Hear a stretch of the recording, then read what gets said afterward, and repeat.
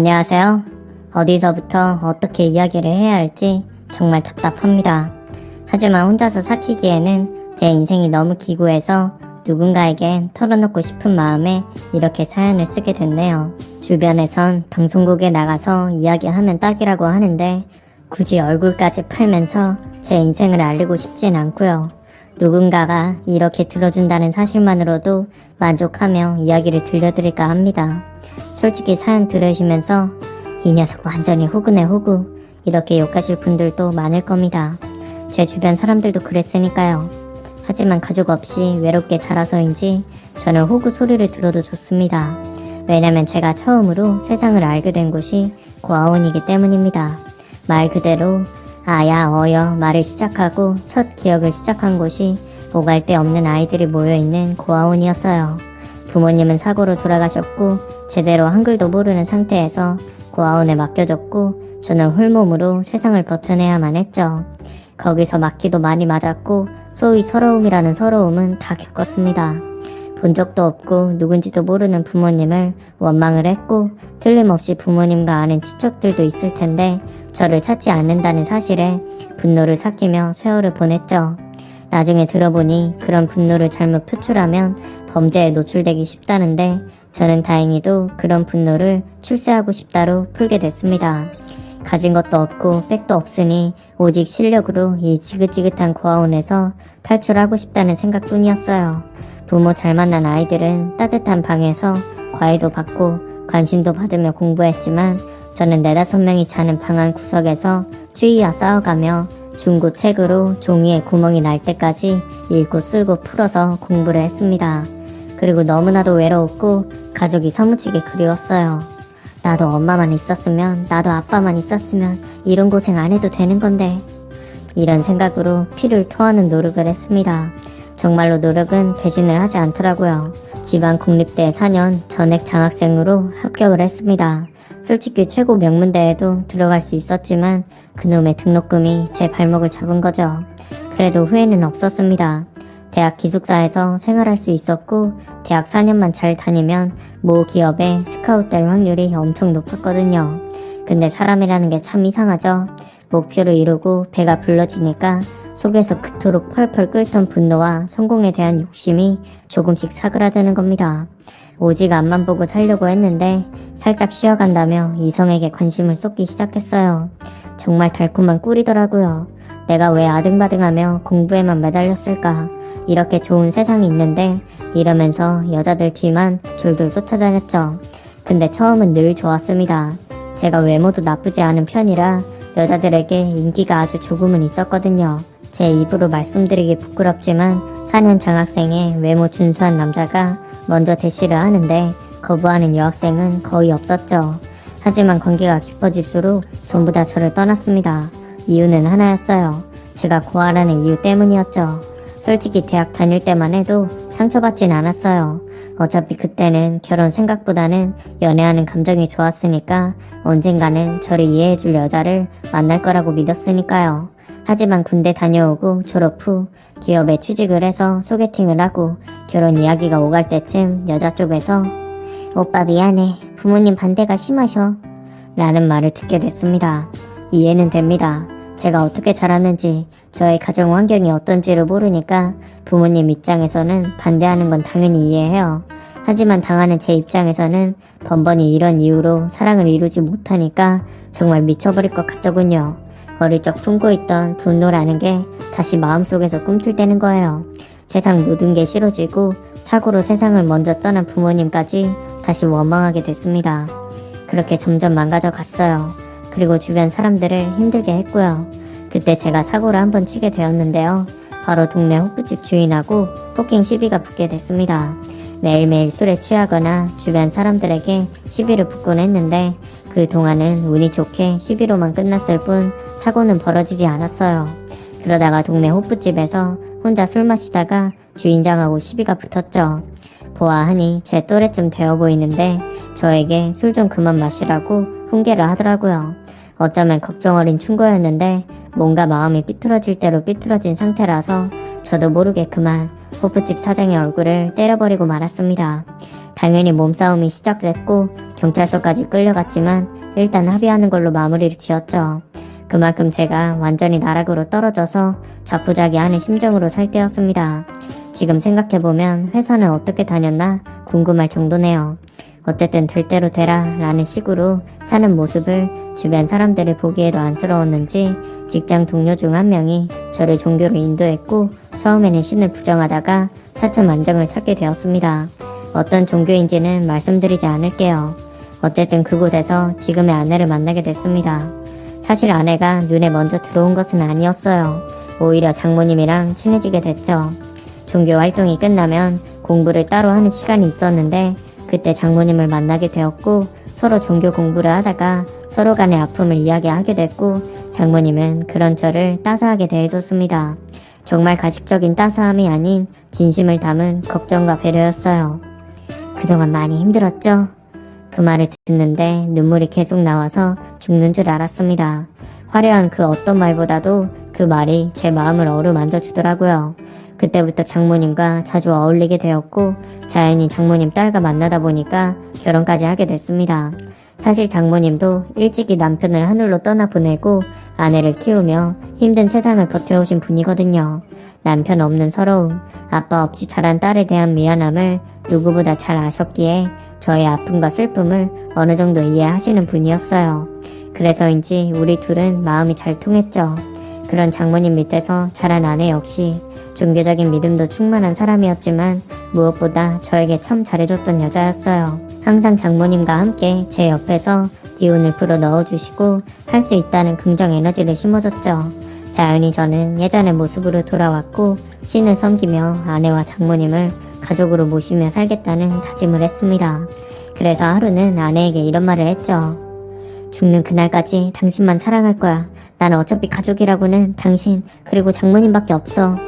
저는 이 약속과 다짐이 평생 갈 줄 알았습니다. 하지만 제 다짐을 무너지게 한 사람이 있어요. 바로 아내입니다. 아내는 가족의 소중함을 알게 해준 사람이었지만 또 반대로 가족의 무서움까지 알게 해준 사람이었죠. 왜냐면 우연히 아내가 바람을 핀다는 걸 알게 되었으니까요. 설마 하는 마음에 아내의 뒤를 밟았고 아내가 이 핑계 저 핑계를 대며 집을 나와서 어떤 남자를 만난다는 걸 알게 되었습니다. 근데 아내의 바람보다 저를 더욱더 힘들게 했던 건 아내가 만나는 사람이 호프집 사장이라는 겁니다. 하필이면 저런 놈하고 만나다니 세상이 무너지는 기분이더라고요. 근데 참 바보 같죠? 마음속으로는 이미 두 년놈들이 있는 방으로 뛰쳐 들어가서 천벌을 내리고 싶었지만 몸이 도저히 따라주질 않는 겁니다. 다리가 사시나무 떨리듯이 떨리고 제 두 눈으로 그 장면을 목격하면 그 제 자신이 어떻게 변하게 될지 몰라서 두렵더라고요. 지금 생각해도 저는 그때 이성을 잃었던 것 같아요.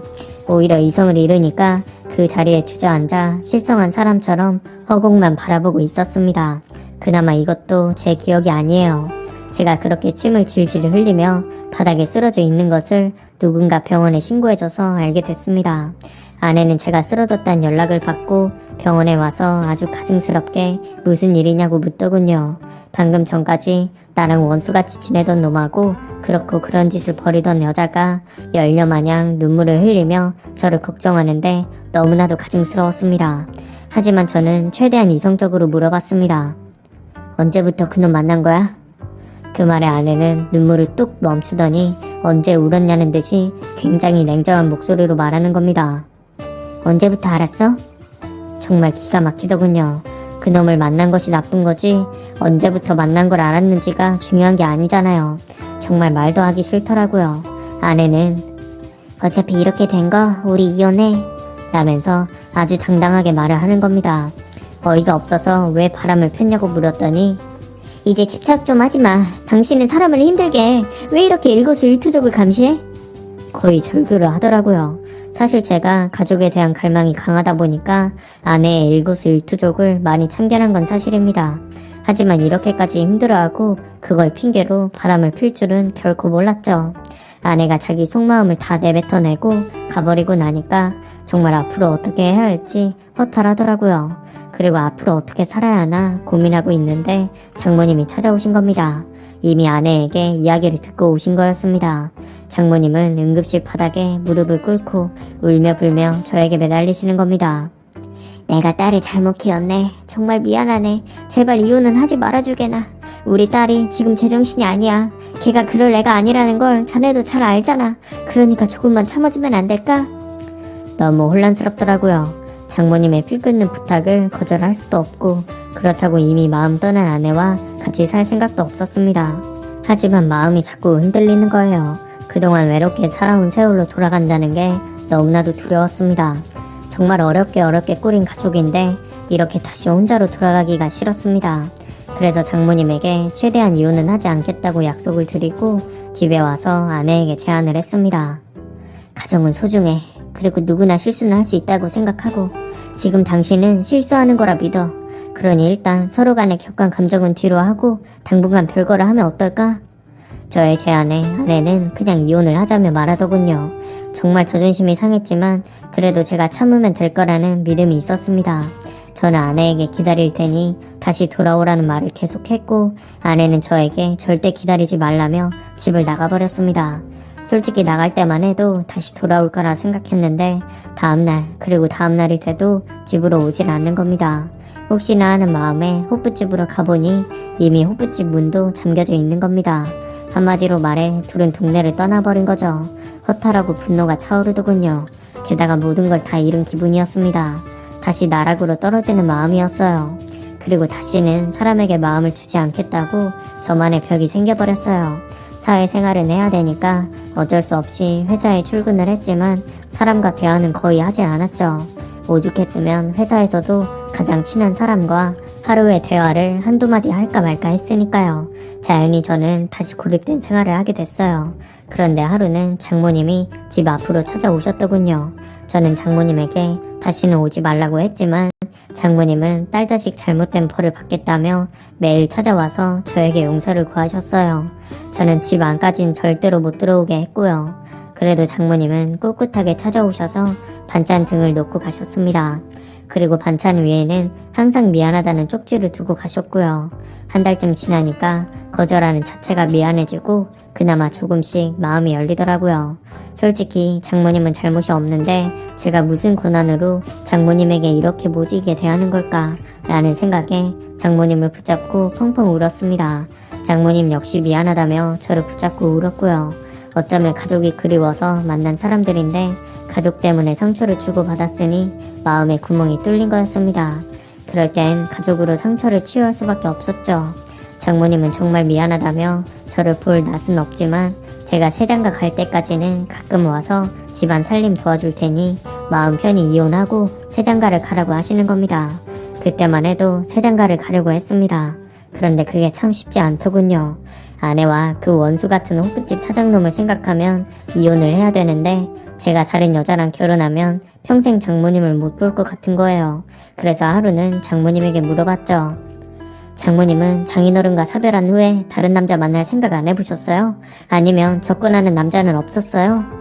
그러자 장모님은 크게 웃으시더니 다 거기서 거기야. 내가 딸내미 두고 다른 남자 만나면 뭐해. 다 거기서 거기란 말이 딱이야. 그 말에 많은 의미가 담겨져 있더군요. 그래, 재혼을 하든 재혼을 안 하든 그냥 좋은 사람이 중요한 거지 나는 여자가 중요한 게 아니다 라는 생각이 들었어요. 그렇게 그냥 이혼은 하지 않은 채 소식도 모르는 아내를 잊은 듯이 살고 있었죠. 하지만 틈만 나면 장모님은 어서 새장가 가게나 좋은 여자 있으면 소개도 받고 그래. 기분 같아서 내가 소개해주고 싶지만 그건 도리상 아닌 것 같고 정말 얼른 우리 딸과 이혼하고 좋은 여자 만나 이러셨습니다. 하지만 그게 잘 안 되더라고요. 누군가 내 옆에 있다는 사실만으로도 그냥 저는 행복했고 장모님이 단 한 번도 본 적 없는 엄마 같았습니다. 어쩌면 저는 가족의 정, 엄마의 사랑이 그리웠나봐요. 그런데 어느 날부턴가 장모님이 집에로 오시질 않는 거예요. 무슨 일이 있나 궁금해서 전화를 드려도 받지를 않길래 걱정이 되어서 처가에 찾아갔다가 집 앞에서 장모님을 만나게 됐죠. 보통 같으면 여기까지 왜 왔어? 이러면서 반갑게 맞아주실 텐데 그날은 저를 보자마자 짜증을 엄청 내면서 집으로 가라고 소리를 치더군요. 이게 무슨 영문인가 어리둥절했는데 장모님은 이제 다시 우리 집에 오지 말고 나한테 장모라고 부르지도 말게나 이러면서 화를 내시는 겁니다. 정말 황당하기 짝이 없더라고요. 어제까지만 해도 친아들처럼 대해주시던 분이 갑자기 화를 내는데 어떤 그 누가 기분이 좋겠어요. 너무나 돌변한 장모님 태도에 기분이 상해서 저도 집으로 와버렸죠.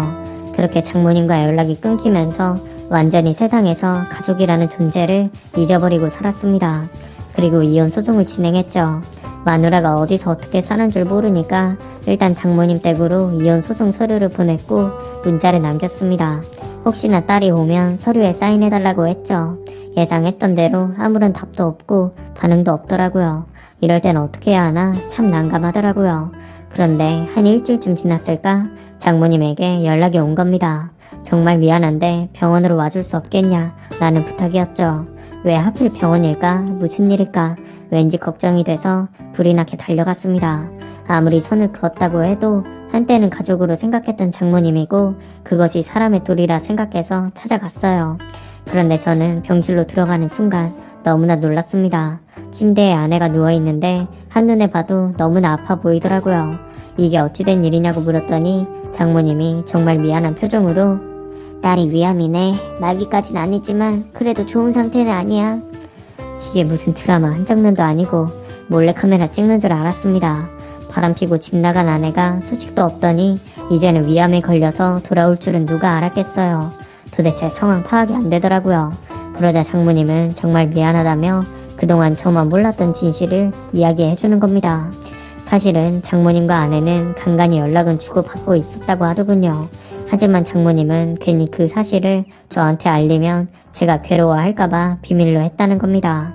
그리고 처음에는 제가 다시 아내랑 살길 바랬지만 아내의 뜻이 완강해서 차라리 이혼하는 게 낫겠다 싶어 저에게 계속 재혼하라고 이야기했던 겁니다. 그러다가 제가 지치고 힘들면 자연히 이혼을 할 거라 생각했다는 거예요. 장모님 생각엔 이혼을 하는 게 다른 남자한테 마음이 떠난 딸에게도 좋은 일이고 혼자서 고통받는 저에게도 좋은 일이라고 생각했다는 겁니다. 하지만 최근에 아내가 호프집 남자랑 헤어지게 되었고 이미 몸과 마음도 많이 다친 채로 집에 왔다는 거예요. 그래서 장모님은 더욱더 저에게 이혼을 하라고 종용을 했는데 제가 전혀 이혼 생각은 안 하는 것 같아서 애가 탔다는군요. 게다가 아내가 위험까지 발병하니 장모님은 더 이상 이러다가는 딸도 다치고 사위도 고생하겠다 싶어서 저랑 인연을 끊으려고 했다는 겁니다. 그래서 집 앞에서 저에게 호통을 쳤다는 겁니다. 원래는 위암 사실도 감추려고 했는데 아내가 원해서 어쩔 수 없이 진실을 알리는 거라고 하더군요. 그 이야기를 듣는 순간 모든 게 이해는 됐지만 정말 아내도 그렇고 장모님도 이기적이더라고요. 왜 이런 사실을 매번 깜짝 놀라게 이야기하는지 도저히 이해할 수가 없었습니다. 그래서 소리쳐서 욕을 좀 했습니다. 멀쩡할 땐 다른 놈한테 가더니 이젠 병 걸리니까 다시 나한테 와? 그리고 연락을 안 하려면 계속 안 해야지 왜 이제 와서 나한테 연락하는 건데 나보고 병수발 들라는 거야? 차라리 감추려면 끝까지 감추던지 아니면 알려줄 거면 미리 알려줬어야지 이제 와서 나보고 어쩌라고. 제가 속사포처럼 싸대니까 장모님은 아무 말도 못하고 아내 역시 머뭇거리더니 한마디 하더군요. 미안해. 다시 합치자는 것도 아니고 그냥 죽기 전에 한번 보고 싶었어. 이 한마디라 하더군요. 구차한 변명 듣기 싫어서 병실을 나오긴 했는데 정말 마음이 미어지는 기분이었습니다. 차라리 이혼해달라고 떵떵거리며 나타나던지 아니면 잘 살고나 있던지 버림받고 병 걸려서 온 아내를 보니까 정말 가슴이 찢어지더군요. 그리고 어떻게 해야 할지 정말 모르겠더라고요. 어차피 이혼을 하려고 했으니 남일처럼 모르는 척을 해야 할지 그래도 한때는 사랑했던 여자니까 받아줘야 할지 너무나도 혼란스러웠습니다. 근데 그놈의 가족이라는 단어가 제 발목을 잡더라고요. 그래, 아내가 살아있는 동안만 잘 해주자. 이 생각에 아내 입원해 있는 동안 잠시 교대만 해주거나 필요한 물건만 갖다 주기로 했습니다. 호스피스를 써보기도 했고 중간에 외면을 하기도 했지만 이상하게 호스피스를 쓰는 동안 트러블도 많이 생기고 아내 병세가 악화되는데 저랑 장모님이 간호를 하면 아내가 치료도 적극적으로 받고 건강이 눈에 띄게 좋아지더군요. 알다가도 모를 일이지만 그렇게라도 아내가 좋아져서 다행이고 장모님이 다시 웃는 모습을 보니 얼었던 제 마음도 살짝 녹긴 하더라고요. 하지만 아내는 위암 수술을 해야만 했습니다.